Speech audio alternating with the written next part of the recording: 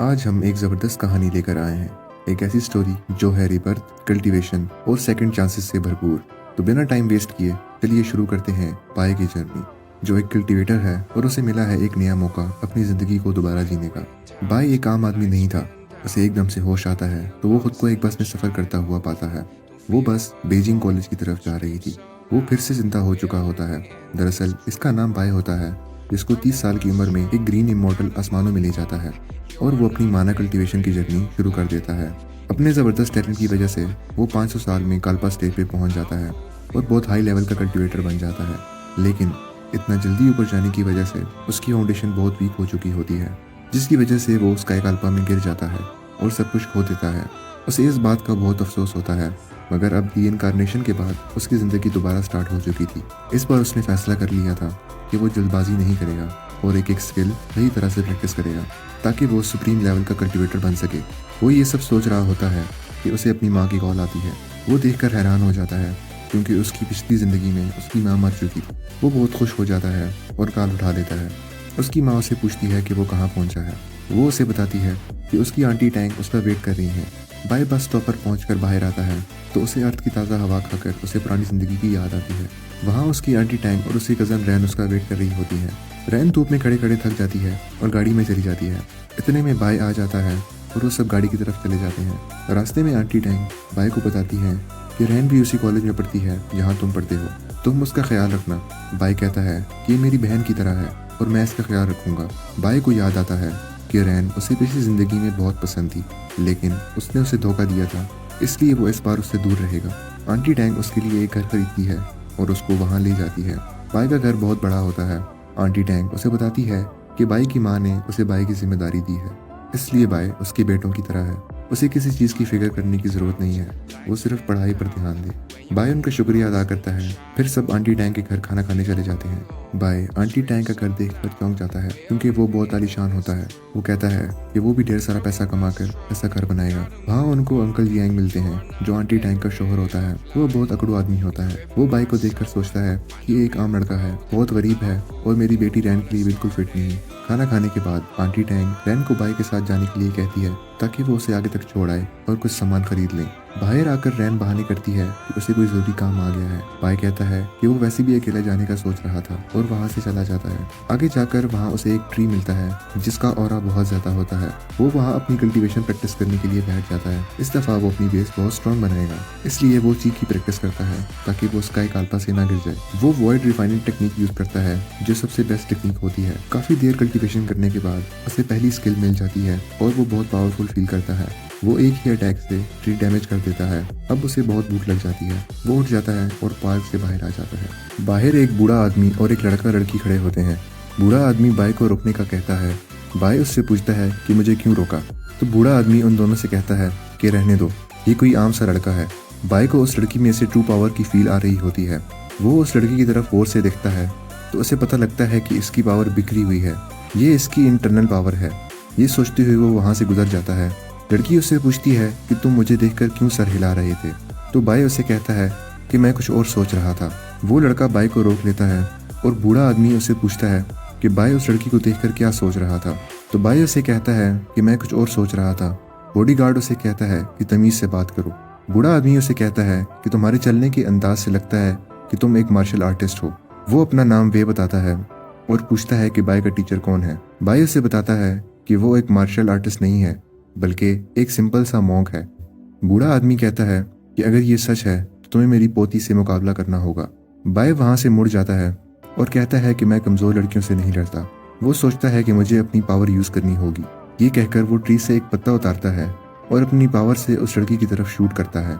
वो पत्ता इतनी तेज़ी से आता है कि लड़की उससे मुश्किल से डॉज करती है। उसके फेस पे एक कट लग जाता है। उसकी ताकत देखकर सब हैरान हो जाते हैं। वे उससे माफ़ी मांगता है कि उसने उसे कमज़ोर समझा क्योंकि वो अभी बहुत जवान है और इतना ताकतवर भी। लड़की चौंक जाती है कि बाय ने सिर्फ एक पत्ते से इतना पावरफुल अटैक कैसे किया। बाय बताता है कि वो कोई मास्टर नहीं बल्कि एक सिंपल सा मॉन्क है और ये सब सिर्फ की ट्रेनिंग की वजह से कर सका है। बाय उस बूढ़े आदमी से पूछता है कि मास्टर का क्या मतलब है, तो वे उसे बताता है कि मास्टर के पास बहुत ज़्यादा इंटरनल पावर होती है और वो सबसे टॉप पे होता है। वो एक ही वार में बहुत सारे लोगों की जान ले सकता है। बाय कहता है कि वो कोई मास्टर नहीं है बल्कि एक मॉन्क है। वे समझ जाता है कि दाल में कुछ काला है। वो अपनी पोती को बताता है कि बाय भी बीजिंग से है। वो सोचता है कि मेरी पोती की शादी नहीं हुई और बाय से पूछता है कि वो कहाँ से है। बाय बताता है कि मैं चिंग गांव से हूँ, मेरा नाम बाय है, मैं यहाँ पढ़ने आया हूँ। वे बाय से उसके मास्टर के बारे में पूछता है कि वो भी उसके साथ यहाँ आया है या नहीं। तो बाय सोचने लग जाता है कि उसका मास्टर पता नहीं कौन से स्टार पे होगा। वे समझता है कि शायद उसका मास्टर मर चुका है। उसको अपने दोस्तों की याद आ जाती है जो मर चुके हैं। वो सोचता है कि उसका टाइम भी आने वाला है। वो सारी जिंदगी ट्रेनिंग करता रहा मगर वो मास्टर नहीं बन सका। उसको अभी भी इंटरनल पावर ट्रेनिंग की ज़रूरत है। उसकी तबीयत ख़राब हो जाती है। बाय समझ जाता है कि वे की तबीयत इंटरनल पावर की वजह से ख़राब हुई है। जब वो उनको ये सब बताता है तो वे हैरान हो जाता है कि बाय के पास हीलिंग स्किल भी है। वे की बेटी बताती है कि वे जंग में लड़ता रहा है और इसी वजह से उसकी हालत ख़राब हो गई है। मेडिसिन से इसका इलाज नहीं हो सकता। वो सोचती है कि अगर बाय को बीमारी की समझ आ गई है तो शायद वो उसे ठीक भी कर सकता है। वो बाय से कहती है कि हमारी फैमिली का बहुत नाम हुआ करता था पर वे की हालत ख़राब होने की वजह से सब खत्म हो रहा है।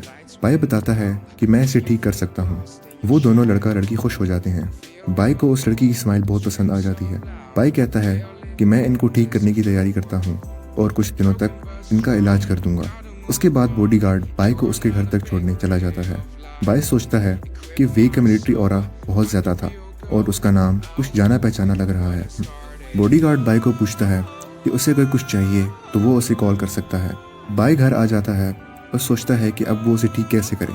फिर वो सारा सामान एक तरतीब से रख देता है और वो स्पिरिट गैदरिंग टेक्निक यूज़ करने लग जाता है और मेडिसिन बना लेता है। इसी दौरान उसे ऑन्ड्री टैंक की कॉल आती है। वो उसे बताती है कि रैन की एक छोटी बहन भी है जिसकी बर्थडे आने वाली है।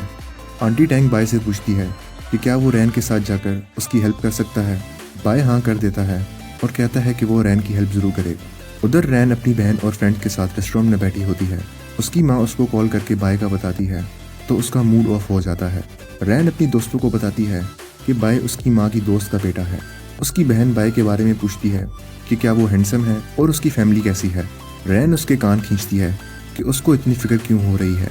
रैन उसे बताती है कि वो इतना ख़ास नहीं है। उसकी दूसरी दोस्त कहती है कि अगर वो इतना ख़ास नहीं और अगर ये दोनों एक दूसरे को पसंद करते हैं तो इनका रिश्ता ज़्यादा नहीं टिकेगा। रैन गुस्से में कहती है कि बाय उसे बिल्कुल भी पसंद नहीं। इतने में बाय आ जाता है। रैन मुंह फुला लेती है। उसकी बहन बाय से कहती है कि तुम्हारी हिम्मत कैसे हुई रैन के बारे में सोचने की, क्यों इसके पीछे घूम रहे हो। तो बाय बताता है कि मुझे रैन में बिल्कुल भी इंटरेस्ट नहीं है, मुझे आंटी टैंग ने कहा तो मैं यहाँ आया हूँ। उसकी बहन कहती है कि तुम्हारे लिए यही बेहतर होगा कि तुम रैन से दूर रहो। बाय उनकी तीसरी दोस्त रोंग की तरफ देखता है तो उसे पिछली जिंदगी याद आ जाती है। जब वो पहले जिंदा था तो रोंग बहुत बुरी तरह से मर गई थी। वो सोचता है कि इस दफा ऐसे नहीं होने देगा। रोंग कहती है कि तुम मुझे ऐसे क्यों घूर रहे हो। बाय कहता है कि वो उसकी ड्राइंग्स देख रहा था। उसे लगता है कि वो यांग जिंग इंडस्ट्री में जरूर जाएगी। रोंग हैरान हो जाती है कि बाय को कैसे पता चला कि वो इस इंडस्ट्री में जाना चाहती है। तो रैन की बहन मो कहती है कि तुम स्कूल में फेमस हो, हर किसी को तुम्हारे बारे में सब कुछ पता है। वो बाय को कहती है कि वो रोंग से दूर रहे। रैन सोचती है कि बाय अपनी बातों से लोगों के दिल बहला लेता है। रोंग सोचती है कि उस इंडस्ट्री में जाने के बारे में उसने अभी तक किसी को नहीं बताया, तो बाय को कैसे पता चला कि वो वहाँ जाना चाहती है। वो हैरान हो जाती है लेकिन वो सबके सामने ज़्यादा सवाल नहीं कर सकती थी। इतने में बाहर एक लड़का आ जाता है। वो सब बाहर आ जाते हैं। उस लड़के का नाम यांग होता है। वो मो का दोस्त होता है। बाय को याद आता है कि यांग हर लड़की को इम्प्रेस करने के चक्कर में होता था और हर दफ़ा अपनी बेइज्जती करवाता था। यांग पूछता है कि ये लड़का कौन है, तो मो उसे कान में बाय के बारे में सब कुछ बता देती है। यांग बहुत एटीट्यूड से उसे बताता है कि उसकी फैमिली शेंग होटल्स चलाती है, वो वहाँ खेलने आ सकता है और बाय से हाथ मिलाने के लिए हाथ आगे करता है। यांग देखता है कि बाय की पर्सनैलिटी काफ़ी अच्छी है। वो इसको तंग करने के बारे में सोचता है। रोंग को बाय की फिक्र होती है क्योंकि यांग बहुत घटिया आदमी है और बाय फिर भी हंस रहा होता है। यांग कहता है कि आज मो का बर्थडे है इसलिए सब सारी रात एंजॉय करेंगे। मो उसे बताती है कि शहर में एक नया होटल खुला है जहाँ पे बहुत VIP रूम है और उसे वहाँ जाके पार्टी करनी है। बाय सोचता है कि ये सब सारी रात पार्टी करने के बारे में सोच रहे हैं। तभी आंटी टैंक को इस बारे में फिक्र हो रही थी। बाय को उस बूढ़े आदमी को भी डील करना था, इसलिए वो सोचता है कि वो रैन को लेकर जल्दी वापस आ जाएगा। यांग बाय की बेइज्जती करने के लिए कहता है कि वो तो बाय को भूल ही गया था और कार में उसको साथ लेके जाने की जगह नहीं है। तो बाई को टैक्सी से होटल आना होगा। बाई को पता था कि गाड़ी में जगह है। रोंग ये सब देख रही होती है और वो बाई को कहती है कि वो उसके साथ आकर बैठ सकता है, वो एडजस्ट कर लेगी। तो मो ये सब देख रही होती है। वो कहती है कि रोंग तुम हमेशा रहम दिल बन जाती हो, और खुद जाके रोंग के साथ बैठ जाती है। बाई भी गाड़ी में बैठ जाता है और फिर सब होटल की तरफ चले जाते हैं। होटल पहुंचकर यांग मैनेजर से कहता है कि उन्हें सबसे वीआईपी रूम चाहिए। तो मैनेजर उसे बताता है कि वो रूम ओनर खुद यूज़ कर रहा है। वो इनको क्वीन रूम के बारे में बताता है और कहता है कि आप वो रूम ले सकते हैं, वो रूम भी बहुत वीआईपी है। यांग हामी भर लेता है, लेकिन उसके दोस्त शोर डालने लग जाते हैं और कहते हैं कि हम किसी और रूम में नहीं जाएंगे। आज का दिन बहुत ख़ास है, आज मो की बर्थडे है, इसलिए हमें वीआईपी रूम ही चाहिए।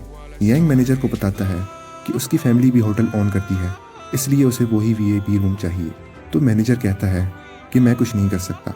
इतने में यांग का भाई गुस्से में आगे आता है और मैनेजर को मारने लग जाता है। रैन उसे कहती है कि उन्हें कहीं और चले जाना चाहिए। तो मो उसे कहती है कि तुम फिक्र ना करो, सब ठीक हो जाएगा। बाय रैन से वापस जाने के लिए कहता है क्योंकि आंटी टैंग उनका इंतज़ार कर रही होंगी। तो मो उसे गुस्से से कहती है कि रैन हमारी दोस्त है, वो यहाँ से पार्टी किए बगैर नहीं जाएगी। बाई को अगर जाना है तो वो चला जाए। रैन भी उसे कहती है कि यांग और मो उसके काफ़ी अच्छे दोस्त हैं, इसलिए वो उनके बगैर नहीं जाएगी। यांग भी उसे कहता है कि अगर वो जाना चाहता है तो अकेला चला जाए। रोंग ये सब देख रही होती है, तो वो कहती है कि तुम सब बाई को बेइज्जत ना करो। रैन कहती है कि वो जाके आंटी टैंग को बता दे कि मैं लेट आऊँगी, क्योंकि मैं अपने दोस्तों को नाराज़ नहीं करना चाहती। बाई देखता है कि कोई आ रहा है। होटल के गार्ड जल्दी से आते हैं और यांग के भाई को पकड़ लेते हैं और उसे पूछते हैं कि उसने होटल मैनेजर को क्यों मारा। वो उसे कहते हैं कि हमारा बॉस तुम्हें बुला रहा है। यांग का भाई डर जाता है और यांग से कहता है कि मुझे बचाओ।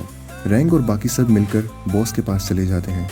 रैन मो से कहती है कि मुझे यहाँ डर लग रहा है। तो मो से कहती है कि तुम परेशान ना हो, यांग के पापा यहाँ होटल ऑन करते हैं, वो कुछ ना कुछ कर लेगा। बॉस के रूम में पहुंचकर यांग उसे कहता है कि उन्हें वहाँ पर एक वीआईपी रूम चाहिए ताकि वो वहाँ पार्टी कर सकें। बॉस उसे कहता है कि तुम कौन हो। तो वो उसे बताता है कि मेरा नाम यांग है, मेरी फैमिली यहाँ पर बहुत सारे होटल्स ऑन करती है। तो बॉस उसे बताता है कि मेरा नाम हाओ है। जब सब उसका नाम सुनते हैं तो चौंक जाते हैं, क्योंकि हाओ बीजिंग का सबसे पावरफुल आदमी होता है। बाय और बाकी सब हाओ के ऑफिस में आ जाते हैं, जो केटीवी होटल का मालिक होता है और बीजिंग का सबसे पावरफुल बिजनेसमैन है। वो उनसे कहता है कि तुम लोगों ने अच्छा नहीं किया, तुम लोग खुद को समझते क्या हो जो मेरे होटल में शो ऑफ कर रहे हो। हाओ का बॉडीगार्ड यांग के भाई को मारने लग जाता है और उसे कहता है कि उसे अपनी औकात नहीं भूलनी चाहिए थी। यांग का भाई रोते हुए कहता है कि मुझे जाने दो। बॉडीगार्ड कहता है कि ऐसे कैसे जाने दूं, तुमने जो किया है तुम्हें उसकी सजा जरूर मिलेगी। वो अपने भाई यांग से मदद मांगता है। यांग ये सब देख रहा होता है और वो सोचता है कि मैं हाओ से पंगा नहीं ले सकता, और वैसे भी उसके भाई ने जो गलती की है उसकी सजा उसे मिलनी चाहिए। यांग हाओ से कहता है कि उसे नहीं पता था ये होटल हाओ का है, उन सबसे गलती हुई है, वो उन्हें माफ़ कर दे, वो दोबारा उसे डिस्टर्ब नहीं करेंगे। हाओ कहता है कि वो उसके फादर को जानता है, इसलिए वो उसे जाने देगा, लेकिन उसकी एक शर्त है। वो कहता है कि इन 3 लड़कियों को यहाँ छोड़ के जाना होगा, इन्हें मेरे साथ आज रात ड्रिंक करनी होगी, फिर मैं तुम सबको माफ़ कर दूंगा। यांग कहता है कि मो उसकी गर्लफ्रेंड है, वो उसे यहाँ छोड़ के नहीं जा सकता। हाओ को बहुत गुस्सा आ जाता है और वो गुस्से से गिलास फेंकता है और उन सब लड़कों को वहाँ से जाने का कहता है। यांग के दोस्त बहुत डर जाते हैं और कहते हैं कि हम हाओ से पंगा नहीं ले सकते और भागने की कोशिश करते हैं। हाओ का बॉडीगार्ड उनको जाने का कहता है। तीनों लड़कियां डर जाती हैं, तो हाओ की दोस्त उन्हें कहती है कि हाओ तुम्हें खा नहीं जाएगा, इसलिए डरो नहीं, एक ड्रिंक की तो बात है। रैन ये सब देख रही होती है और सोचती है कि उसका बाप एक अच्छा बिजनेसमैन है, इसलिए हाओ उसे ज़्यादा कुछ नहीं कहेगा। बाई ये सब देख रहा होता है और आगे आकर बॉडीगार्ड को रोक लेता है और कहता है कि तुम्हारा हिसाब मैं पूरा कर दूंगा, इन सबको जाने दो। रैन कहती है कि बाई को हीरो बनने की ज़रूरत नहीं, सिर्फ एक ड्रिंक की बात है, वो सब माफ़ी मांगकर वापस आ जाएंगे। हाओ बाई से कहता है कि वो खुद को समझता क्या है। तो बाई कहता है कि मैं वो हूँ जिससे तुम्हें पंगा लेना महंगा पड़ सकता है।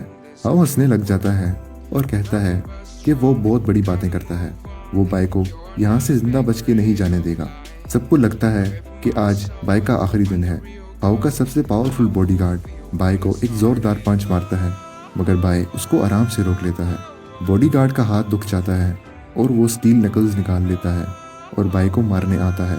बाय उसके अटैक से बच जाता है और एक जोरदार पंच मार के उसको गिरा देता है। उसे देखकर सब हैरान हो जाते हैं। हाउ कहता है कि तुम सब क्या देख रहे हो, जाओ उस पर हमला करो। बाकी गार्ड्स चौंक जाते हैं और उसे मारने आ जाते हैं। वो बाकी सब गार्ड्स को भी मार गिराता है। मो को समझ नहीं आ रही होती कि ये सब क्या हो रहा है।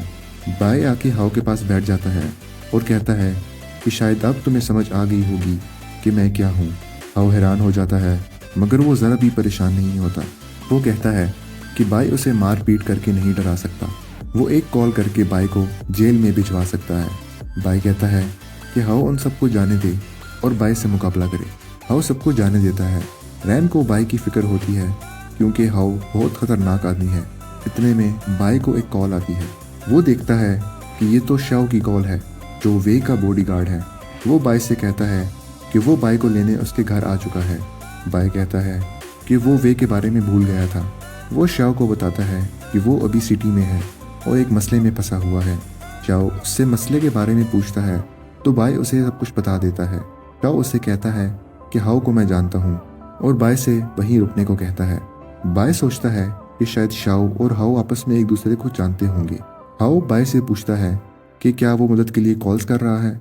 वो हंसता है और कहता है कि बाय जितनी मर्जी कॉल कर ले, मगर बीजिंग में ऐसा कोई भी नहीं जो हाउ से पंगा ले सके। सिर्फ वही उसका सामना करते हैं जिनको अपनी जिंदगी अजीज नहीं होती। बाय कहता है कि तुम्हें थोड़ा इंतजार करना होगा। हाउ बाय से कहता है कि उसे इंतजार करवाना महंगा पड़ सकता है।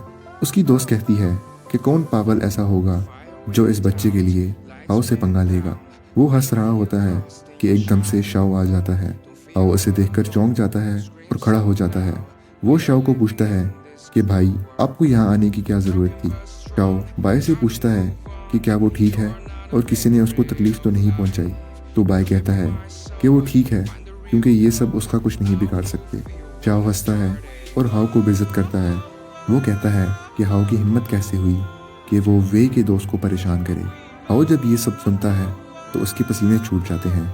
वो सोचता है कि बाय वे का दोस्त कैसे हो सकता है। शाओ उसे बताता है कि वे ने उसे बाय को पिक करने के लिए भेजा है। वो एकदम से झुक जाता है और बाय से माफ़ी मांगता है और कहता है कि उसे नहीं पता था कि बाय वे का दोस्त है।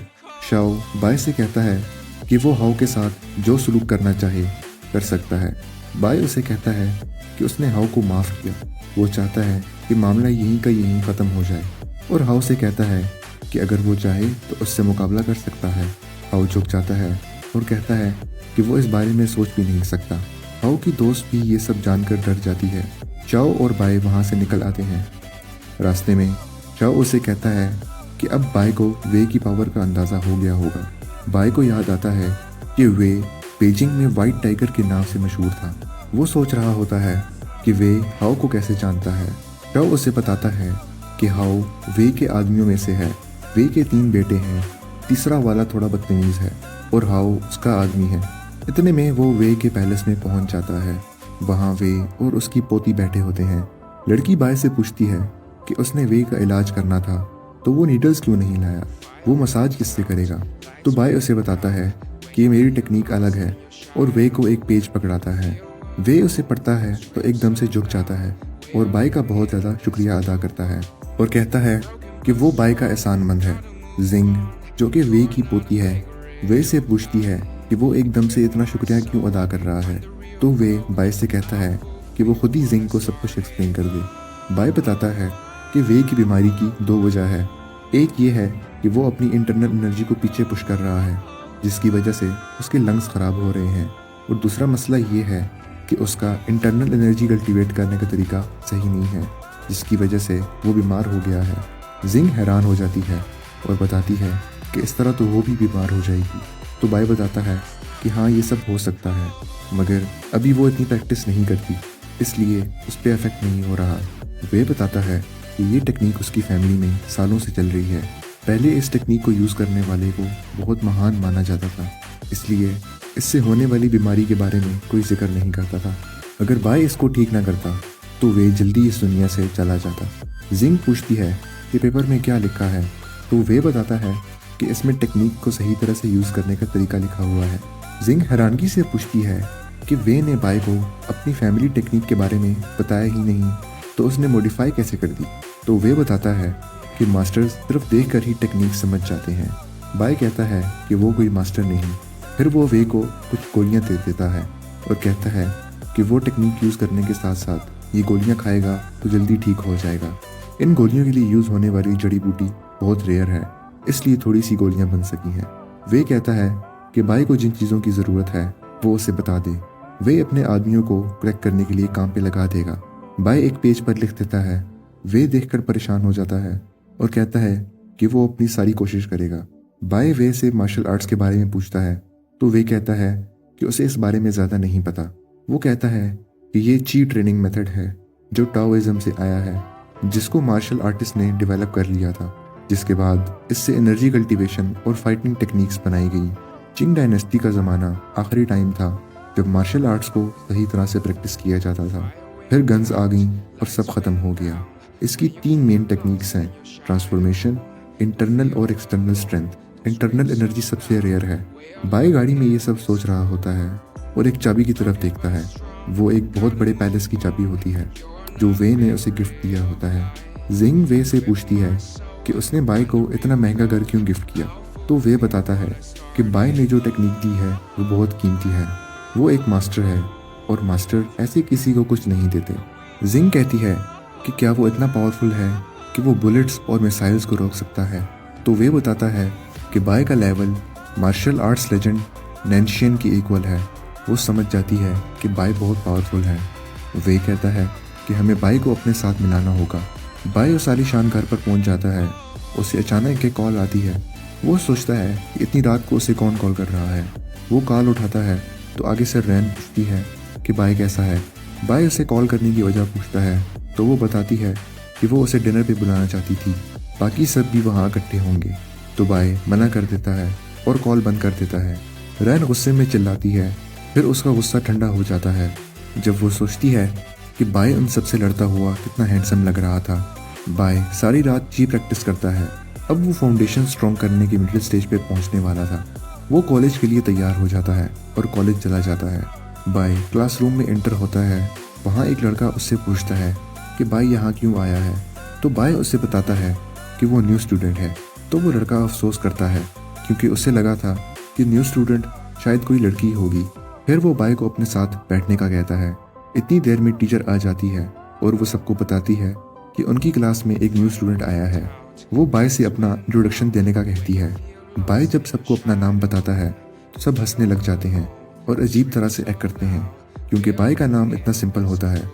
वो लड़का अपना नाम जेड बताता है।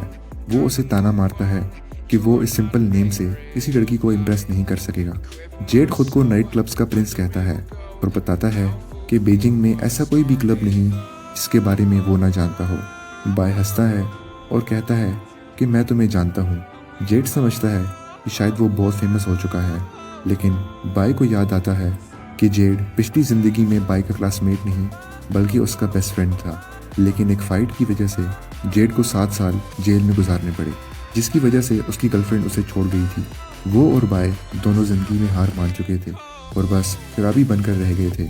लेकिन इस ज़िंदगी में बाय ऐसा कुछ नहीं होने देगा और जेड की हेल्प करेगा ताकि पहले जैसा कुछ ना हो। बाय अपने कॉलेज में बैठा होता है और जेड की बातें सुन रहा होता है। जेड उसे बताता है कि कॉलेज की सबसे खूबसूरत लड़की उनकी क्लास में है जिसका नाम चैंग है। वो हमारी क्लास प्रेसिडेंट भी है। रोंग और रैन भी उस जैसी फेमस है। रोंग एक मॉडल है और वो आर्ट में बहुत अच्छी है, लेकिन चैंग सबसे प्यारी है। बाय उसकी बातें सुन के सोच रहा होता है कि जेड हमेशा लड़कियों की बातें ही करता रहता था। जेड बाय को कहता है कि वो चैंग के बारे में सोचे भी ना, क्योंकि जेड उसे पसंद करता है, मगर चैंग किसी और लड़के को पसंद करती है। वो लड़का क्लास का टॉपर है और वो हर टीचर का फेवरेट भी है। उसका नाम जिंग है, लेकिन वो चैंग को पसंद नहीं करता, वो रोंग को पसंद करता है। जेड बताता है कि जिंग बास्केटबॉल टीम का भी कैप्टन है, इसलिए सब लड़कियां उसके और यांग के पीछे पागल हैं। इतने में जिंग आ जाता है और चैंग उसे देखकर खुश हो जाती है।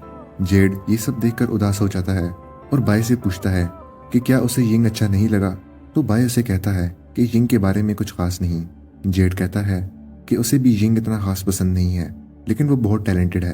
इतने में क्लास एंड हो जाती है और चैंग बाय और उसके दोस्त को आकर कहती है कि बास्केटबॉल टीम प्रैक्टिस के लिए जाने वाली है, इसलिए वो उनके लिए ड्रिंक्स लेकर आए और वो चली जाती है। जेड फिर से उदास हो जाता है क्योंकि चैंग यिंग के पीछे भाग रही होती है। बास्केटबॉल ग्राउंड में सब चीयर कर रहे होते हैं। वहाँ यंग और यिंग खेल की प्रैक्टिस कर रहे होते हैं। जेड बाय को यंग के बारे में बताता है कि वो बहुत गुस्से वाला आदमी है और शैंग होटल्स के मालिक का बेटा भी है, लेकिन बाय उसे पहले से जानता था। जेड हंस से देखता है कि वो और बाय कब इन दोनों जैसे फेमस हो सकेंगे। इतने में मैच खत्म हो जाता है और सब रेस्ट करते हैं। चैंग बाय और जेड को बॉटल्स देने के लिए कहती है। बाय जब बॉटल्स दे रहा होता है तो यंग से मिलता है। यंग और वो आपस में हेलो हाय करते हैं। यंग यिंग से बाय के बारे में पूछता है तो वो और चैंग उसे सब कुछ बताते हैं कि बाय उनकी क्लास में न्यू स्टूडेंट आया है। चैंग के रूड बिहेवियर से बाय को गुस्सा आ जाता है। दोपहर की क्लासेस के बाद चैंग बाय और जेड से दोबारा बास्केटबॉल टीम के लिए सामान उठाने का कहती है तो बाय उसे मना कर देता है। चैंग हैरान हो जाती है और कहती है कि तुम मुझे मना कर रहे हो। तो वो कहता है कि ये काम स्पोर्ट्स डिपार्टमेंट का है और मुझे बास्केटबॉल में इंटरेस्ट नहीं, तो मैं क्यों आऊँगा। चैंग शॉक हो जाती है कि कोई उससे ऐसे बात कैसे कर सकता है। वो बाय से लड़ना शुरू हो जाती है और कहती है कि तुम्हें ये गेम फजूल लगती है, तुम मुझे कैसे इनकार कर सकते हो। इतने में यू आ जाता है जो चैंग का फ्रेंड है। वो बाय से कहता है कि उसकी हिम्मत कैसे हुई ये सब कहने की। तो जेड बाय के लिए खड़ा हो जाता है और यू से कहता है कि बाय एक न्यू स्टूडेंट है, इसे इस सब के बारे में नहीं पता। वो बाय से कहता है कि वो उसकी ड्रिंक्स उठाने में मदद करेगा और उसके साथ चलने का कहता है। तो बाय रिलैक्स होते हुए जाने से इनकार कर देता है और कहता है कि अगर जेड को जाने का इतना ही शौक है तो वो खुद ही चला जाए, बाय नहीं जाएगा। बाकी क्लासमेट्स ये सब देख रहे होते हैं और वो आपस में डिस्कस कर रहे होते हैं कि पहले भी एक लड़का था जिसने चैंग की डिसरिस्पेक्ट की थी, अब वो हॉस्पिटल में है, ये न्यू स्टूडेंट इनका मुकाबला नहीं कर सकेगा। इतने में टीचर आ जाती है और कहती है कि क्लास के बाद कराटे क्लासेस होंगी, जिसने क्लासेस लेनी है वो ड्रेस और ट्रेनिंग की फीस अभी सबमिट करा दे। बाय कहता है कि उसे इस सब की ज़रूरत नहीं और जाने लगता है। यू उसे रोक लेता है और कहता है कि तुम कहाँ भाग रहे हो, तुम्हें कराटे क्लासेस में आना होगा। वो कहता है कि अगर बाय के पास पैसे नहीं हैं तो वो उसके पैसे दे देगा। बाय कहता है कि मुझे इस सब में इंटरेस्ट नहीं है। तो चैंग कहती है कि बाय किसी भी एक्टिविटी में पार्टिसिपेट नहीं करता, अगर वो ऐसा ही करता रहेगा तो वो उसकी शिकायत लगा देगी, इस वजह से उसके मार्क्स कम हो सकते हैं। बाय कराटे क्लासेस में जाने के लिए तैयार हो जाता है। जेड उसे बताता है कि उनका स्कूल कराटे के लिए पूरे शहर में फेमस है और मास्टर नेशनल चैंपियन और ब्लैक बेल्ट भी है। वो बाय से कहता है कि उसे ध्यान रखना होगा क्योंकि यू ने उसे कराटे क्लासेस लेने का कहा है, वो उसे मारने ज़रूर आएगा। इतने में मास्टर आ जाता है और कहता है कि सब पहले वार्म अप कर लो, फिर आपस में प्रैक्टिस कर लेना। फिर वो यिंग और यू को सबको सिखाने का कहता है। यिंग अटैक करता है और सब उसे देखकर चीयर करने लग जाते हैं। मास्टर सबसे प्रैक्टिस करने का कहता है तो यू उन्हें रोक लेता है और बाय को चैलेंज करने का कहता है। सब कहते हैं कि बाय अभी एक न्यू स्टूडेंट है और वाइट बेल्ट भी है, जबकि यू ब्लू बेल्ट है, वो उससे कैसे लड़ सकता है। मास्टर बाय से कहता है कि तुम दोनों का लेवल डिफरेंट है, तुम रिफ्यूज़ कर सकते हो। यू बाय से कहता है कि वो क्लास में बहुत बड़ी बातें कर रहा था, वो खुद को समझता क्या है। बाय उससे लड़ने के लिए ऊपर आ जाता है। यिंग ये सब देखकर गुस्सा हो जाता है। बाय यू से कहता है कि यू उसके मुकाबले का नहीं है। यू जब ये सुनता है तो हंस पड़ता है और बाय को एक किक मारता है। बाय उसे आसानी से डॉज कर लेता है और कहता है कि तुम्हारा जिस्म एक फूल की तरह नाजुक है। यिंग का गुस्सा बढ़ जाता है और वो कहता है कि बाय बहुत बदतमीज़ है। यू उस पर फिर अटैक करता है और ढेर सारे पंचेस मारता है, मगर बाय को एक भी हिट नहीं कर सकता। बाय बोर हो रहा होता है तो वो अपनी टांग ऊपर करता है और एक जोरदार किक मारता है। यू जमीन पर गिर जाता है। सब खामोश हो जाते हैं कि ये कैसे हो सकता है। चैंग सोचती है कि यू इतनी बड़ी बातें करता था और एक ही किक में उसका काम तमाम हो गया। यिंग यू को चेक करता है तो वो बेहोश हो चुका था। वो बाय से कहता है कि उसे इतनी जोर की किक नहीं मारनी चाहिए थी, यू भी क्लासमेट है। बाय कहता है कि ये सब यू ने ही शुरू किया था, अगर मैं चाहता तो इसका काम तमाम कर सकता था। यिंग उसके एटीट्यूड को देखकर कहता है कि अगर बाय को अपनी ताकत पे इतना यकीन है तो वो उसके साथ फाइट करे। यिंग भी बाय को चैलेंज करता है तो बाय कहता है कि सोच लो, तुम पछताओगे। यिंग सोचता है कि जिस तरह बाय ने किक मारा वो शायद काफ़ी टाइम से प्रैक्टिस कर रहा है, मगर जिंग 10 साल से कराटे प्रैक्टिस कर रहा था। उसे यकीन था कि वो बाय को हरा लेगा। बाय उसे वार्निंग देता है कि एक दफ़ा फाइट स्टार्ट हो गई तो वो पीछे नहीं हटेगा और जिंग को नुकसान पहुंचा सकता है। चैंग उसे कहती है, तुम्हें लगता है कि तुम जिंग को हरा सकते हो? सबको लग रहा था कि जिंग उसे हरा देगा क्योंकि जिंग रेड बेल्ट है और मास्टर उसके टैलेंट की बहुत तारीफ करता था। मास्टर कहता है कि तुम सब आराम से लड़ना ताकि किसी को चोट ना लगे, लेकिन दिल में वो सोच रहा होता है कि बाय को जिंग अच्छा सबक सिखा देगा क्योंकि उसे भी बाय का एटीट्यूड पसंद नहीं आया था। फिर वो फाइट स्टार्ट कर देता है। जिंग बाय से पहले अटैक करता है लेकिन बाय उसे काउंटर कर लेता है। जिंग का एक्सपीरियंस ज़्यादा था मगर बाय के सामने उसका कोई मुकाबला नहीं था। जिंग ढेर सारे अटैक्स करता है लेकिन बाय को एक भी हिट नहीं कर सकता।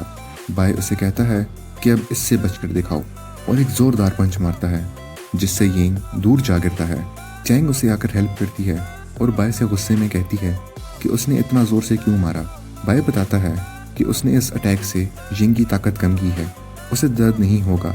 फिर वो मुड़ता है और सबसे पूछता है कि किसी और को भी बाय पर शक है तो वो भी आ सकता है।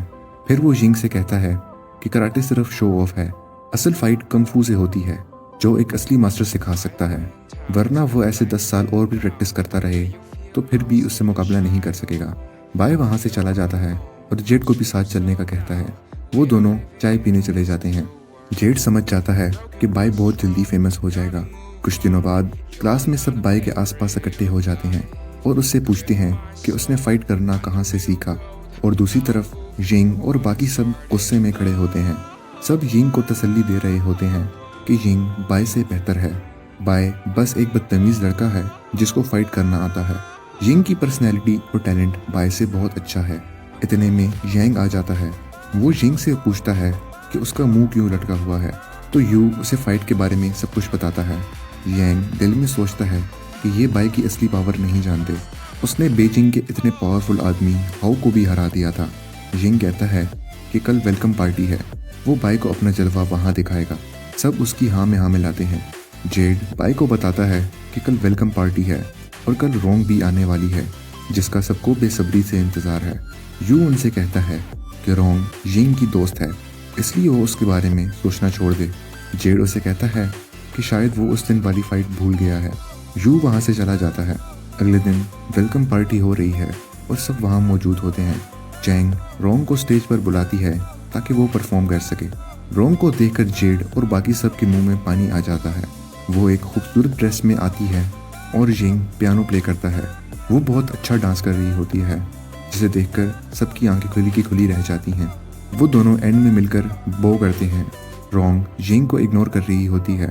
बाय जेड से कहता है कि वो अब जा रहा है। जेड देखता है कि रोंग उनकी तरफ आ रही है। यिंग रोंग को बताता है कि एक नया रेस्टोरेंट ओपन हुआ है और उसे वहाँ साथ चलने के लिए इनवाइट करता है। चैंग बाय को आकर टॉन्ट करती है कि वो बहुत शो ऑफ कर रहा था। अब उसे अंदाजा हो गया होगा कि कॉलेज का असली हीरो कौन है। तभी रोंग की नज़र बाय पर पड़ती है तो वो भागकर उसके गले लग जाती है। सबकी आंखें फटी की फटी रह जाती हैं। वहाँ रोंग और बाय एक दूसरे को देख रहे होते हैं और इधर यिंग का फेस रेड हो रहा था। रोंग एकदम से शर्मा जाती है और बाय को सॉरी करती है क्योंकि वो बाय को सेफ देखकर एक्साइटेड हो गई थी, इसलिए खुद को कंट्रोल नहीं कर सकी थी और वहाँ से भाग जाती है। यिंग और बाकी ये सब देखकर चौंक जाते हैं कि बाय और रोंग एक दूसरे को कैसे जान सकते हैं। अगले दिन कॉलेज में सब बाय और रोंग के बारे में डिस्कस कर रहे होते हैं। जेड बाय को बताता है कि कल जो भी हुआ उसके बाद यिंग की शक्ल पे 12 बज चुके थे। 10 मिनट तक उसके जिस्म से रूह निकल गई थी। बाय कहता है कि जैसा वो सब सोच रहे हैं ऐसा कुछ नहीं है। जेड उस पर यकीन नहीं करता क्योंकि रोंग ने उसे सबके सामने हक किया था। क्लास के बाहर कॉलेज प्रेसिडेंट और उसके दोस्त खड़े होते हैं। वो आपस में डिस्कस कर रहे होते हैं कि रोंग ने एक आम से लड़के को क्यों चूज़ किया। उसे तो यिंग और मिंग भी पसंद नहीं थे। बाय तो उनके मुकाबले में कुछ नहीं है। वो सोचता है कि उसे मिंग को बताना होगा जो अभी आर्मी स्पेशल ट्रेनिंग के लिए यहाँ से दूर गया हुआ है क्योंकि रोंग के लिए वही सबसे बेस्ट रहेगा। वो ये सब सोचते हुए हंसता है और वहाँ से चला जाता है। बाय अपने घर में माना कल्टीवेशन कर रहा है और वो जल्द ही अपनी आधी फाउंडेशन बिल्ड कर लेगा। वो सोचता है कि फाउंडेशन बिल्ड किए बगैर वो सूरज और चांद से एनर्जी कंज्यूम नहीं कर सकता, लेकिन वॉइड रिफाइनिंग टेक्निक और जो मैजिकल मेडिसिन उसने वे के लिए बनाई थी उनकी वजह से वो ये सब कर सकता है। वो थोड़ी देर और माना कल्टीवेट करता है और वो अपनी आधी फाउंडेशन बिल्ड कर लेता है। उसे बहुत ज़्यादा एनर्जी का ख़जाना मिलता है और वो बहुत पावरफुल फील करता है। इतने में उसे एक अननोन नंबर से कॉल आती है। कॉल पे हाउ बात कर रहा था। हाउ उससे बदतमीज़ी करने के लिए सॉरी कहता है और उसे अपने घर डिनर पे इनवाइट करता है। बाय वहाँ चला जाता है। वहाँ पहुँचकर वो देखता है कि हाउ का बॉडीगार्ड बहुत ज़ख्मी है। वो उससे जब वजह पूछता है तो हाउ का बॉडीगार्ड कहता है कि ये बस ऐसे ही मामूली सी चोट है। बाय हाउ से पूछता है कि उसने बाय को यहाँ क्यों बुलाया, तो हाउ कहता है कि मैं आपसे कुछ छुपा नहीं सकता। हाउ बताता है कि उसका एक दुश्मन है जो कुछ टाइम पहले यहाँ से चला गया था, मगर अब वो अचानक वापस आ गया है और हाउ को मारना चाहता है। बाय कहता है कि हाउ को पुलिस को बताना चाहिए। बाय का इस सब में क्या लेना देना।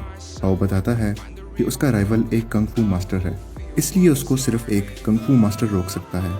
बाय उससे पूछता है कि वो मेरे मुकाबले में कैसा है, तो हाउ का बॉडीगार्ड कहता है कि वो बहुत पावरफुल है। मैं उसको एक पंच नहीं हिट कर सका और उसने एक ही वार में मेरा ये हाल कर दिया। हाउ बताता है कि उसके राइवल ने उसे आज रात लेक के पास आने का कहा है। अगर बाय उसकी मदद करेगा तो हाउ उसे 10 लाख येन देगा।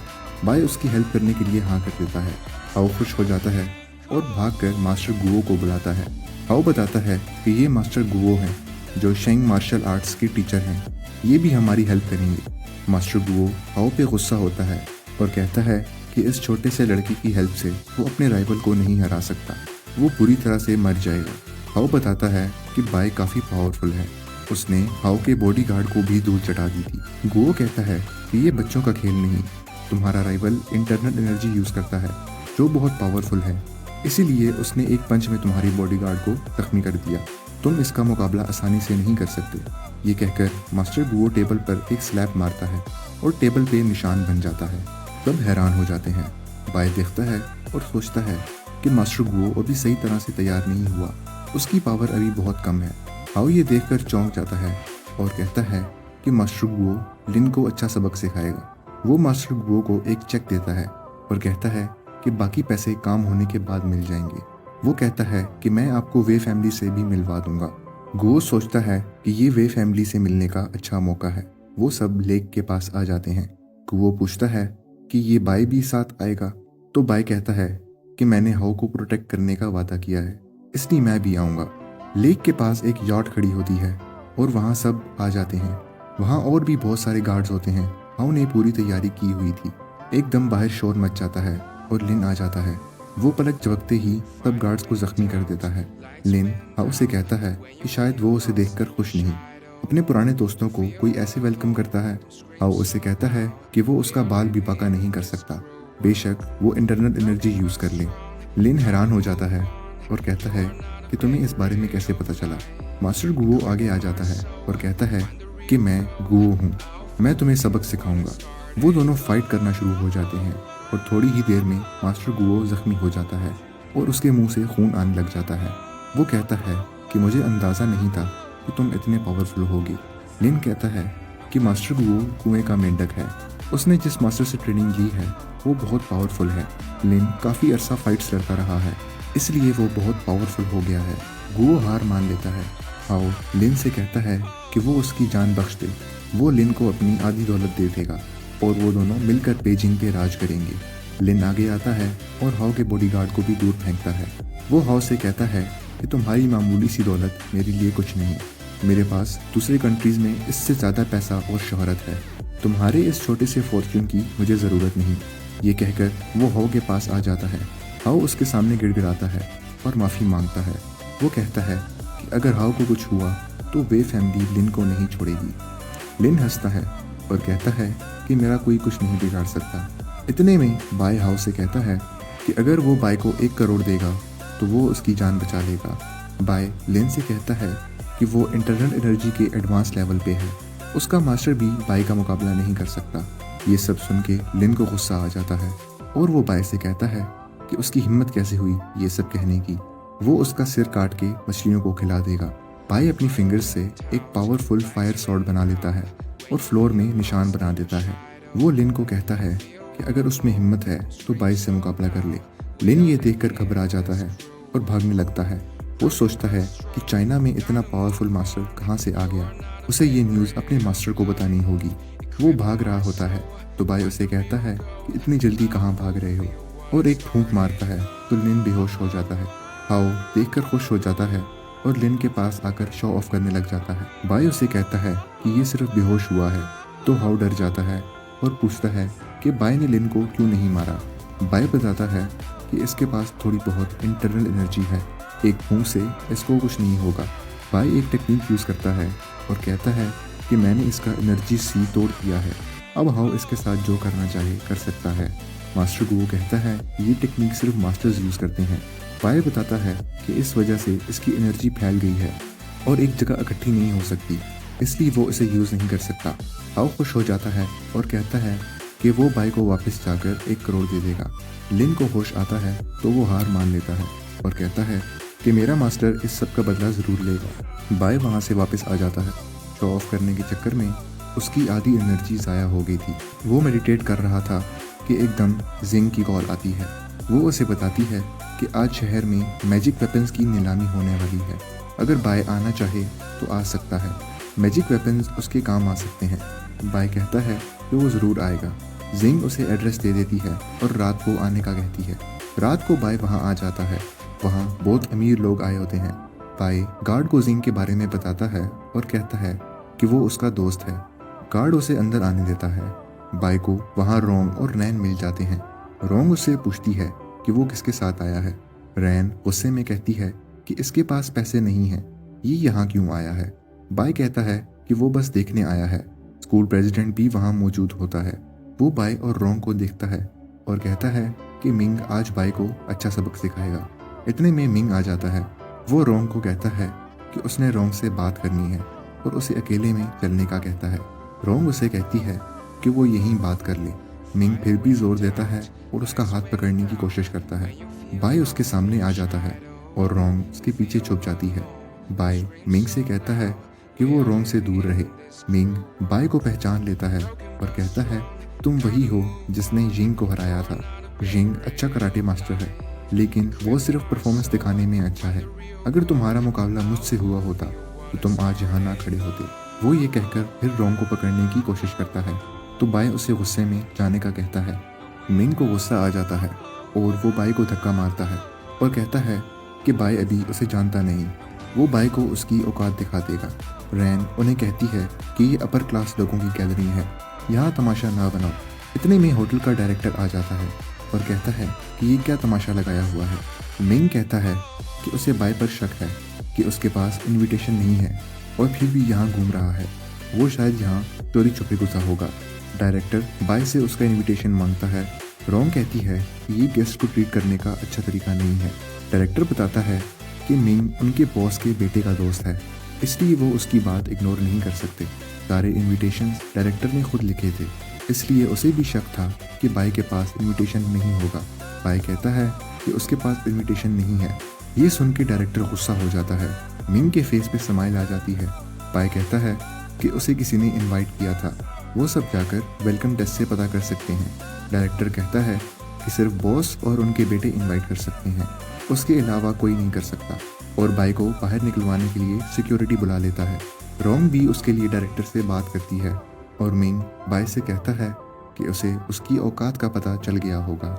डायरेक्टर बाय को जाने का कहता है और बाकी लोग भी बाय को वहाँ से जाने का कह रहे होते हैं। इतने में जिंग आ जाती है और कहती है कि ये क्या हो रहा है, कौन निकालेगा बाय को यहाँ से। डायरेक्टर जिंग से पूछता है कि मिस आप यहाँ क्यों आई हैं, तो जिंग बताती है कि बाय उसका मेहमान है।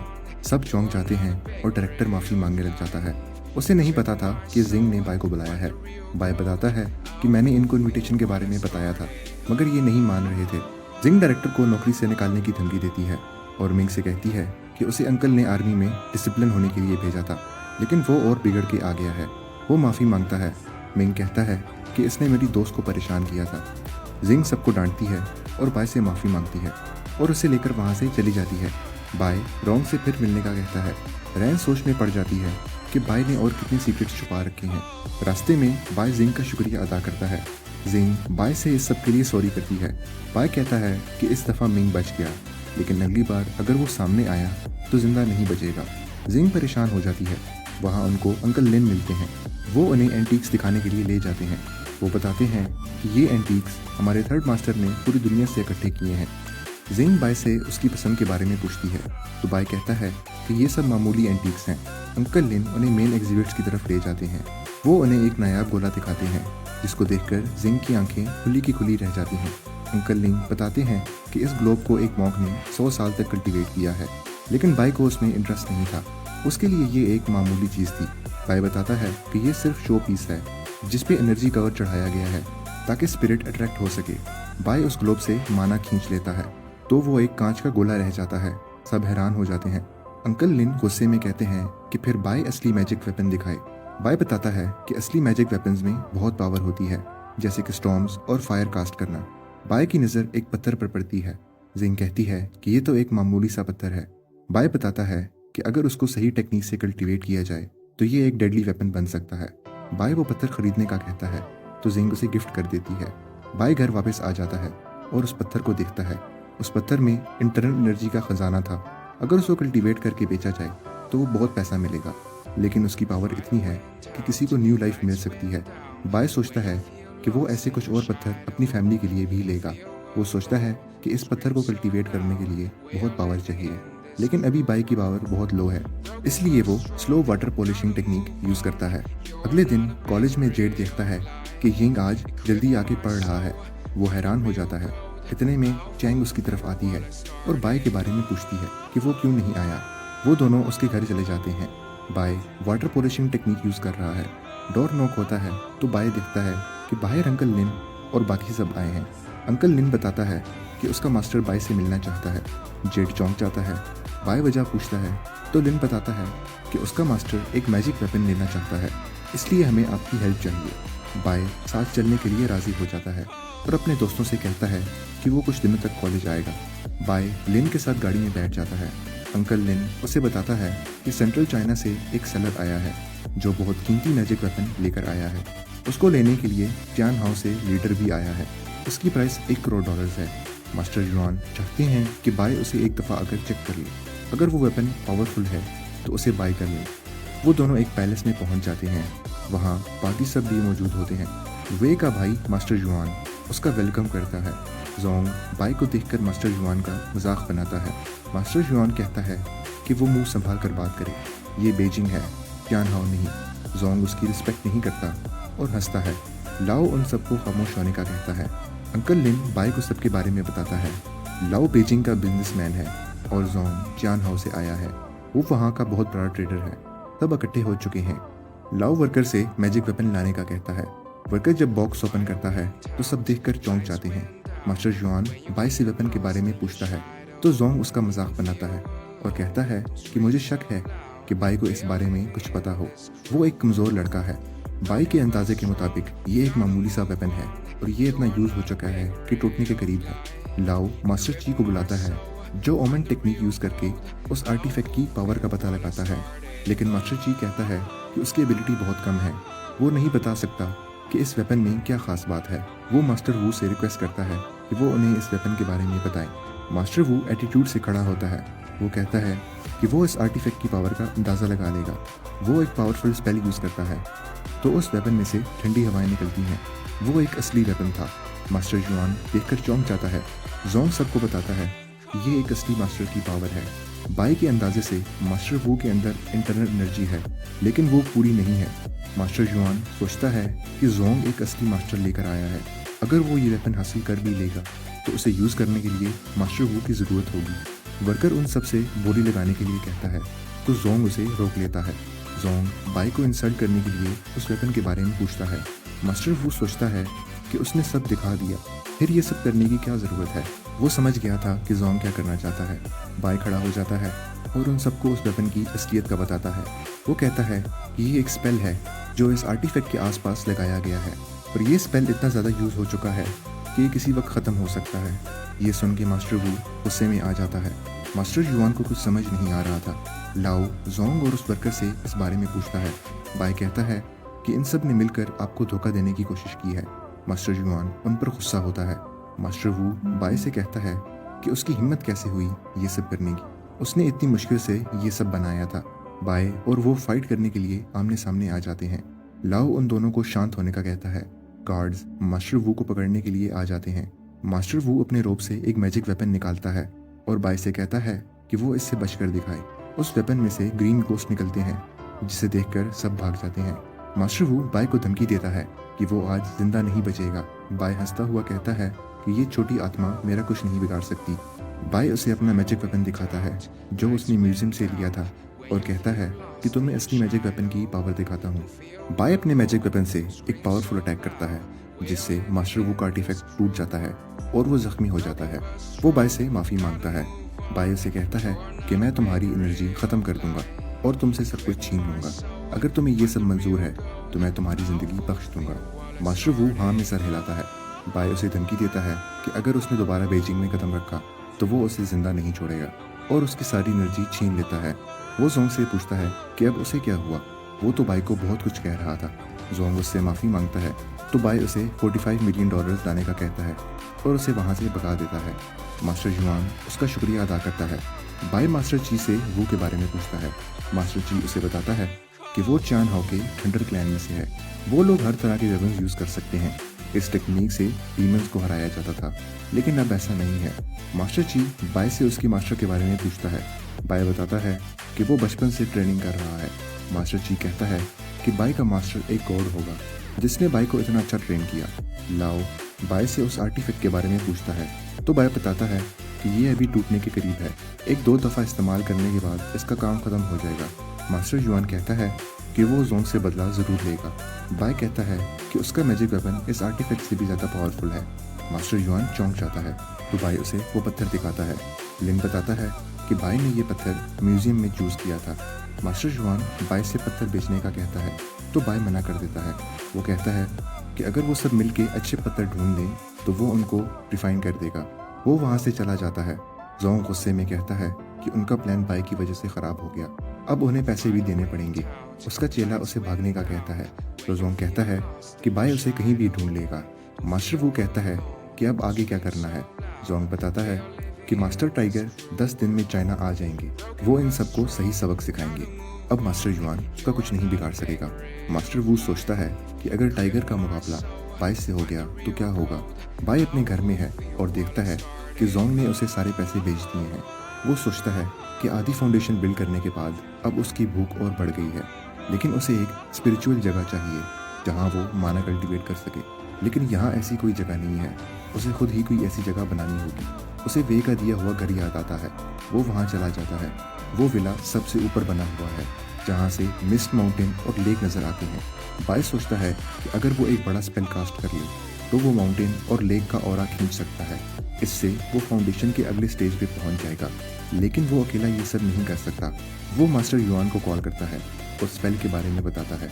मास्टर ची बताता है कि ये स्पेल बनाना मुश्किल है, सारा ऑरा खींचने से स्पिरिचुअल पैलेस बन जाएगा। बाय बताता है कि उसे बस विला प्रोटेक्ट करना है। मास्टर ची कहता है कि दुनिया में बहुत कम लोग हैं जो ये कर सकते हैं। बाय मास्टर ची से कहता है कि उसे कुछ मटेरियल्स चाहिए जिसे ढूंढने में उनकी हेल्प चाहिए, फिर वो ये स्पेल बना लेगा। अगर वो मटेरियल्स ढूंढने में हेल्प करे तो वो उनको एक मैजिक स्टोन रिफाइन कर देगा। मास्टर युआन खुश हो जाता है और अपना बंदा भेजने के लिए कहता है। बाय उस स्पेल का नाम क्लाउड फाउंडेशन रखता है। कुछ दिनों बाद मास्टर टाइगर अपनी शिप में चाइना के पास पहुंच जाता है। उसका सब ऑर्डिनेट उसे कहता है कि इससे आगे चाइनीज पुलिस पकड़ सकती है, इसलिए उन्हें स्पीड बोट से जाना होगा।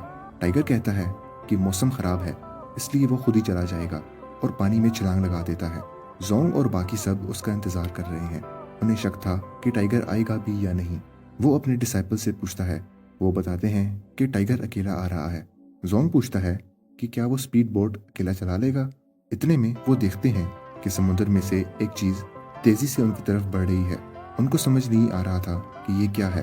एकदम से मास्टर टाइगर जंप करके बाहर आता है, जिसे देखकर सब चौंक जाते हैं।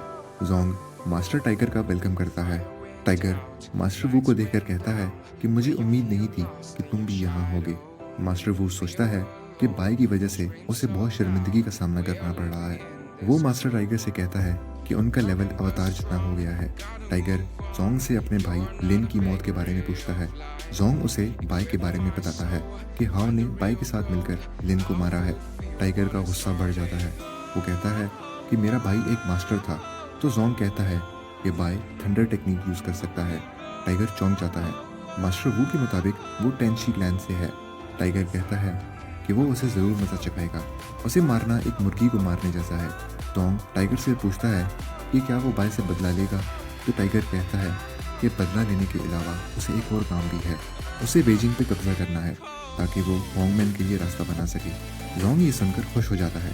टाइगर कहता है कि मास्टर अब बहुत पावरफुल हो चुके हैं, वो अब यहाँ वापस आने के लिए तैयार हैं। जोंग बताता है कि टाइगर के पास एक अच्छा मौका है। 1 महीने में मास्टर्स टूर्नामेंट होने वाला है। जो उसमें जीतेगा वो बीजिंग पे राज करेगा। हाओ बाई को वहाँ ज़रूर बुलाएगा। अगर मास्टर टाइगर बाई को वहाँ सबके सामने हरा देगा तो कोई उससे लड़ने की हिम्मत नहीं करेगा। टाइगर एग्री करता है। बाई अपने घर में स्पिरिट डिस्क बना रहा है। सारे डिस्क बन जाते हैं। अब वो एक पावरफुल स्पेल कास्ट करता है और सारे डिस्क घर में फैला देता है। सब डिस्क मिलकर पूरे विला को प्रोटेक्ट करते हैं। अब उस विला का ऑरा 30% बढ़ गया है। बहुत जल्द यहाँ माउंटेन और लेक का सारा ऑरा आ जाएगा। फिर ये घर एक स्पिरिचुअल पैलेस बन जाएगा। जैसे ही मास्टर चीफ वो मटेरियल्स लाकर देगा, बाई का काम पूरा हो जाएगा। वो ये सब सोच रहा है कि उसे आंटी टैंग आवाज़ देती हैं। वो पूछती हैं कि बाई यहाँ क्या कर रहा है। बाई बताता है कि वो यहाँ रहता है। अंकल जियांग कहते हैं कि ये विला चेयरमैन वे का है, तुम कोई चेयरमैन नहीं हो। बाई बताता है ये घर उसे वे ने दिया है। वो आंटी टैंग को अपने घर इनवाइट करता है। आंटी टैंग ने अभी खाना खाया था, इसलिए वो वॉक करने का कहती हैं और अंकल जियांग को लेकर चली जाती हैं। अंकल उस पर यकीन नहीं करते। रैन बाई से पूछती है कि वो यहाँ क्या कर रहा है। बाई उस घर के बारे में बताता है और उसे इनवाइट करता है। रैन उसे कहती है कि तुम मेरे सामने सच बोल सकते हो। जिंग बहुत एलीट क्लास लड़की है, तुम उसके दोस्त बन गए हो। इसका मतलब ये नहीं कि तुम कुछ भी बोल सकते हो। बाय गुस्सा हो जाता है। वो कहता है कि ये घर उसी का है। रैन को यकीन नहीं करना तो वो ना करे और वो वहाँ से चला जाता है। रैन को बाय की फिक्र हो रही थी। वो सोचती है कि क्या बाय सच कह रहा है। अगले दिन कॉलेज में रोंग बाय को इधर उधर ढूंढ रही थी। बाय उससे वजह पूछता है तो वो बताती है कि अगले सैटरडे को उसकी बर्थडे आने वाली है, इसलिए वो बाय को इनवाइट कर रही थी। बाय कहता है कि वो उसकी बहन की तरह है, वो ज़रूर आएगा। रोंग ये सुनकर थोड़ा उदास हो जाती है और उसे वहाँ मिलने का कहती है। अगले हफ्ते सब रोंग के घर इकट्ठे हो जाते हैं। रोंग बाय का वेलकम करती है। बाय उसे एक गिफ्ट देता है। वो गिफ्ट खोलने वाली थी कि रैन उसे रोक लेती है और अंदर ले जाती है। स्कूल प्रेसिडेंट सोच रहा होता है कि बाय को पिछली बार जिंग ने बचाया था, ज़रूर बाय के पीछे कोई बड़ा हाथ है। ऊपर से रोंग की माँ आ जाती है। वो सबको पार्टी स्टार्ट करने का कहती है। वो मिंग से कहती है कि जाकर रोंग और बाकी सबको बुला ले। मिंग बाय को देखकर मुंह बना लेता है। बाय सोचता है कि अगर इस बार मिंग ने कुछ किया तो वो उसे नहीं छोड़ेगा। तब आ जाते हैं और मिंग केक ले आता है। रोंग टेलीविजन इंडस्ट्री में जाने की विश मांगती है और केक काट देती है। इतने में बाहर से एक आदमी आ जाता है, जिसे देखकर रोंग की माँ चौंक जाती है। वो रोंग का बाप है। वो अपनी बेटी की बर्थडे के लिए हाइजू से आया है। वो उन दोनों को गले लगा लेता है। उनके साथ एक मार्शल आर्टिस्ट भी आया है। उनके बाप का नाम एंग है। हाइजू बहुत बड़ा सिटी है और एंग हाइजू का सबसे पावरफुल आदमी है। हो सकता है कि वो बीजिंग का भी सबसे पावरफुल आदमी बन जाए। सब लोग रोंग के बाप को देखकर चौंक जाते हैं। रोंग पहले ही फेमस थी और अब वो इतने अमीर आदमी की बेटी है। यांग बताता है कि अंकल एंग ने 2 शादियां की हैं। उनका एक 10 साल का बेटा भी है। अंकल एंग सबसे बाय के बारे में पूछते हैं। उन्होंने बाय के बारे में बहुत सुना था। सब बाय को देखते हैं। बाय अंकल एंग से हेलो हाय करता है। रोंग पूछती है कि उन्हें बाय से क्या मसला है, तो अंकल एंग कहते हैं कि वो बस क्यूरियस थे। वो सबको पार्टी एंजॉय करने का कहते हैं और मिंग को रोंग के साथ बैठने का कहते हैं। मो कहती है कि बीजिंग में पावरफुल मास्टर आया है। आंटी कहती हैं कि मैंने बहुत बड़े मास्टर्स के मुंह से उसका नाम सुना है। अंकल एंग कहते हैं कि जोंग को इस बारे में पता होगा। मिंग कहता है कि जोंग चियान हाउस से आया है और वहाँ का बिजनेसमैन है। अंकल एंग बताते हैं कि वो कुछ टाइम पहले आया था और एक मास्टर भी साथ लाया था। वो मास्टर वे के भाई को धोखा देना चाहता था, लेकिन वे के साथ जो मास्टर था उसने मास्टर वू का स्पेल तोड़ दिया और उससे 45 मिलियन भी ले लिए। मो उस मास्टर के बारे में सोचती है और कहती है कि वो उससे शादी करेगी। रैन को लगता है कि मास्टर कोई बूढ़ा आदमी है और मो तो यांग की दोस्त है। मो कहती है कि अगर यांग थोड़ा सा भी मास्टर जैसा होता तो मैं उससे शादी करने का सोचती। पार्टी ख़त्म हो जाती है। रोंग बाय का शुक्रिया अदा करती है और बाय वहाँ से चला जाता है। अगले दिन कॉलेज में बाय कुछ बड़बड़ा रहा था क्योंकि वो बहुत थक चुका था। कॉलेज से वापसी पर वो सोच रहा था कि मास्टर जी को डीप सी स्टोन मिल गया है, अब वो स्पेल कास्ट कर सकता है। इतने में एक गाड़ी आकर रुकती है। ड्राइवर उसे साथ चलने का कहता है। वो उसे एक लेक के पास ले आता है। वहाँ अंकल एंग भी मौजूद हैं। वो बाय से लेक के बारे में पूछते हैं। बाय कहता है कि ये यिंग लैंग लेक है, जो कि बहुत बड़ा है। अंकल कहते हैं कि इसके सामने अगर इंसान खड़ा हो जाए तो उसकी कोई औकात नहीं। ये लेक बहुत बड़ा है, लेकिन इस प्रोविंस में 10वें नंबर पर है और पूरे चाइना में ये किसी नंबर पे नहीं आता। ये लेक सिर्फ बीजिंग वालों के लिए बहुत बड़ा है। बाय भी इस लेक के जैसा है। बाय हैरानगी से पूछता है कि अंकल ऐसे क्यों कह रहे हैं। तो अंकल एंग बाय से कहते हैं कि वो रोंग का पीछा छोड़ दे, वो उसके लिए बिल्कुल फिट नहीं है। बाय पूछता है कि क्या मिंग उसके लिए ठीक है। अंकल कहता है कि मिंग रोंग से शादी करना चाहता है, वो तुमसे बेहतर है। बेशक बाय की पावर उससे ज़्यादा है, उसने रोंग को हाउ से बचाया था। अंकल एंग बाय के माँ बाप के बारे में बताता है। उसका बाप चैन फैमिली से है और माँ एक छोटी कंपनी चलाती है। बाय गुस्से से पूछता है कि अंकल ने इतनी इन्वेस्टिगेशन क्यों की है। अंकल एंग बताते हैं कि जो लड़का रोंग के करीब आता है अंकल उसकी खबर रखते हैं। बाय ऊपर से अच्छा लगता है, मगर अंकल उसे एरोगेंट समझते थे। वो कहते हैं कि बाय की कोई क्लास नहीं है, वो इस पर्सनैलिटी से अमीर नहीं हो सकता, वो रोंग से शादी कैसे करेगा। बाय बताता है कि रोंग उसकी बहन की तरह है और वैसे भी वो अपनी ताकत पे गरूर कर सकता है, क्योंकि वैसी ताकत किसी के पास नहीं है। अंकल कहते हैं कि तुम्हारी फैमिली की कोई हिस्ट्री नहीं है, मैं बहुत अमीर आदमी हूँ, तुम कभी मुझ जैसे नहीं बन सकते। बाय कहता है कि ये सब उसके लिए बच्चों का खेल है। अंकल हंसते हैं और कहते हैं कि शुरू शुरू में मुझे भी ऐसा ही लगता था, लेकिन इस सोसाइटी के कुछ रूल्स हैं, अगर बाय रूल्स को फॉलो नहीं करेगा तो बर्बाद हो जाएगा।